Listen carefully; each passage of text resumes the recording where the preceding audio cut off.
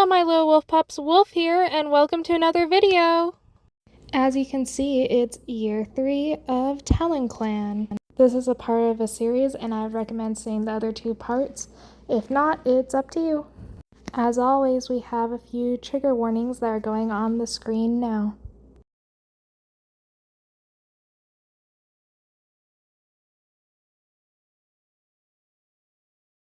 Now with those out of the way, let's get into year 3.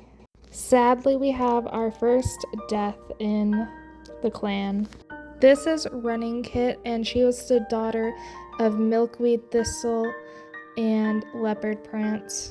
Before she died, both medicine cats were worried about her, so I think they had an omen about her death. And sadly, how she died was so sad. She got buried alive in the middle of camp.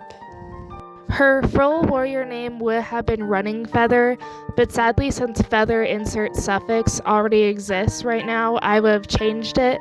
When she was alive, she was always bugging the older cats for badger rides, which was really cute, but that's all for Running Kit, sadly. Beastar has actually had a very relaxing year this year. The biggest thing he did was save Umbermoth from a dog and also train a new apprentice that's now a fully fledged warrior. And as an added bonus, he has not lost any lives, which, good for him. I'm surprised he has not lost a life. Anyway, let's move on to our medicine cat. Sky Mask refuses to retire, which I find really funny, but that's who he is. He's a hard worker. For this year, he's kind of had a relaxed year. He's been hanging out with Fawnheart of all cats, and they have a really high like for each other, just like a big friendship, nothing romantic, which I find really sweet. Other than that, he did get an omen about a rock with 3 claw marks in it, like stripes. I don't know what that means, but let's move on to our other medicine cats. Cheeseburger has had a very relaxing year this year. Her biggest thing is that she rejected Fawnheart again, and she's also been helping train the new medicine cat. This is Sparktooth, which that's a name. He joined the clan at the end of the year, so I don't have much to say on him, except he seems like a really sweet cat. He was looking at the clan in wonder and immediately wanted to know how he could help the elders, which is really cute. But other than that, he's got nothing. Here's a new face in the clan. This is Cloudshade. He joined in the middle of the year and he seems like a really chill dude. He's been fighting off foxes for fresh kill and stuff, and he seems to not really have any fears and stuff, so he likes jumping into trouble, which is kind of fun. Now on to Umbermoth. Now this boy has had a kind of a relaxed year. He has had a new litter with his mate Sweet Flint, so that's why Sweet Flint is not in the lineup, is because he's in the nursery. Other than that, Beastar saved him from a dog, and he also almost got kidnapped by 2 legs, but he's fine now, but that's all for him. Here's some 2 new faces that joined the clan this year. Let's start off with Iron. He was actually asked by Beastar himself to join the clan, which he highly accepted. For the first patrol I sent him on, he actually fought off a dog by himself, which is really cool. And he also already has deputy goals, which is really interesting, and I hope for him in the future.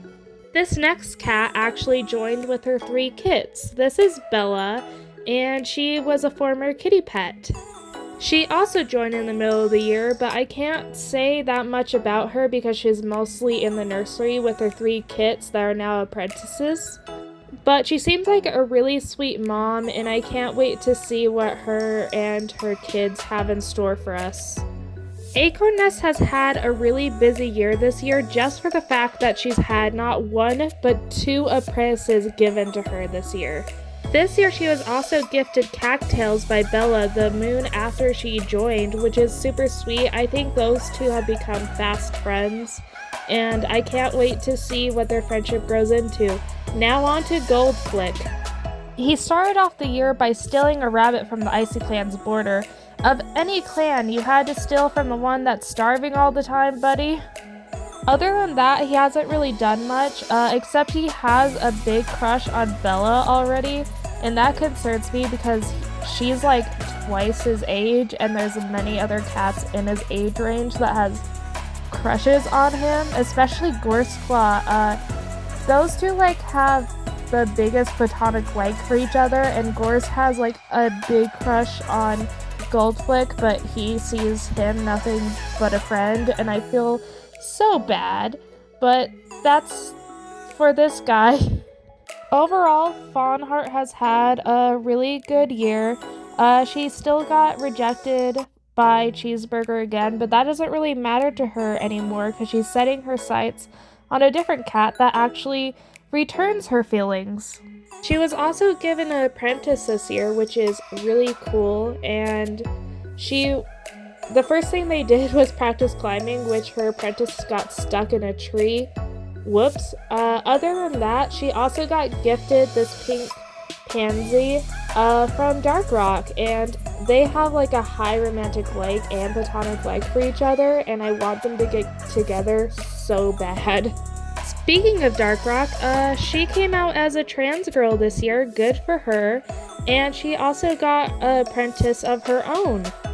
The first thing she taught her apprentice was a hunting crouch and how to hunt birds, which is really cool and a great skill to teach the apprentices to be young warriors. Anyway, that's it for these two. Wiggly Antler has had a really good year this year. She got an apprentice this year, and the first thing she taught her apprentice was it's okay to relax around warriors because one day she'll be one, which I think it's really cute. And she also hunted down a fox this year, which she's a badass, and she's also just been hanging out around Fawnheart a lot because she has a little bit of a crush on her, which I think is really cute. But that's all for her this year. Now let's move on to our newest warrior. This is Shine Willow. She's the oldest of the Umbermoth and Sweetflint kits. She was mentored by Buttermilk Thistle. On the first day out, she caught a mouse, which is really cool, and she graduated at 12 moons and was honored for her wit, which is really cool. I can't wait to see where her story goes. Now let's move on to her sisters. Featherstorm was mentored by Acorn Nest, and she graduated at 11 moons old and was honored for her tranquility. As an apprentice, she actually got stuck on FireClan's territory and had to be helped by their deputy to get home. I feel kind of bad for her, but she learned a vital lesson from it, not to stray or take stuff from FireClan. Out of the three sisters, she's the most close to her dad's, and I think that's really cute and telling of her character. And she also gave her sister a flower for graduating and getting an apprentice. Speaking about the youngest, Sandy Dawn here was actually mentored by Beastar himself. She graduated at 12 moons and was honored for her friendliness, which I think is why Beastar gave her apprentice, because she was so friendly and kind. Her first day out with Leafpaw, they decided to go hunt by the two-leg dens. If you don't know what two-legs are, they're humans. That's all they are. Anyway, as they went hunting, they actually got scared away, which I'm glad that they didn't get captured. And yeah, I think she's a really sweet cat and maybe in the running for a future deputy. We'll have to see. Anyway, let's move on to our next batch of sisters. These two are Wriggly Antler's daughters. Now let's start off with her oldest, Mossy Gale. Mossy Gale graduated at 12 moons and was honored for her zeal, which is really cool. She was also mentored by Iron, and the first thing they did was actually steal a rabbit from the FireClan's territory, which is really funny because of Featherstorm. Anyway, that's about it for her. Now let's move on to her sister. Breezespots also graduated at 12 moons, and she was honored for her courage. Her mentor was actually Dark Rock, and those two actually started off with her climbing trees, and she fell out and sprained her paw, which is really interesting. Anyway, let's move on to the apprentice den where we have Leaf Paw. He is the oldest apprentice at 9 moons old, and he's actually the son of Leopard Prance and Milkweed Thistle. On his first day out as an apprentice, he actually caught a gopher by surprise by sticking his head into a hole. On another moon, he asked to learn advanced battle moves that startled his mentor a little bit, but he explained it was because he wanted to be strong and help protect the elders and queens if there was ever a big attack, so she agreed to teach him some. Overall, he seems like a really kind cat that just wants to protect his loved ones. So let's move on to Bella's kits. So this is the oldest of Bella's kits. This is Raccoon Paw. She is 6 moons old. They just became apprentices, and she seems like a really sweet cat. On her first day out with Acorn Nest, she asked to learn advanced battle moves, but sadly Acorn rejected her and said she didn't need to learn them yet, even though she just wants to learn them to protect her family, which I think is really sweet. But yeah, that's all I have for her, so let's move on to her 2 sisters. Out of the 3 siblings, I would say Orange Paw is the most loving and caring for her family. She was given to Fawnheart of all cats, and the first thing they did was learn how to hunt, and she actually caught a shrew on her first patrol. Orange Paw also got cattails from her sister Clove Paw, and we're talking about her right now. Clove Paw was actually given to Wiggly Antler. On their first patrol, they sunned themselves and just relaxed, which is really cute. Out of the 3 siblings, she seems to be the one that most likes to be in the background. But that's it for these guys. Now let's move on to the nursery. As I mentioned, Umber Moth and Sweet Flint had a litter, and they had 2 little boys this time. The impulsive Silver Kit is biologically Umber Moss, while the noisy Frog Kit is biologically Sweet Flint's. As for Sweet Flint this year, he's been doing good. He's been thinking about retirement a little bit, and he's also been thinking about becoming a meat eater of all things, so that's interesting. He also chased a rogue off the territory and didn't even get hurt, but that's all for him. Overall, his family just seems to be rambunctious and loving cats, so I can't wait to see how their family grows. That's all for the Sweet Moth family. Now let's move on to the other cat in the nursery. So Gorseclaw is here because at the last minute of the year, a cat dropped off their kit, and that cat, it looks exactly like Gorseclaw, but is older. So I'm saying that's Gorseclaw's mom, and this is his little sister, Orchid Kit. This happened on the very end of the year, so let's talk about what happened before then.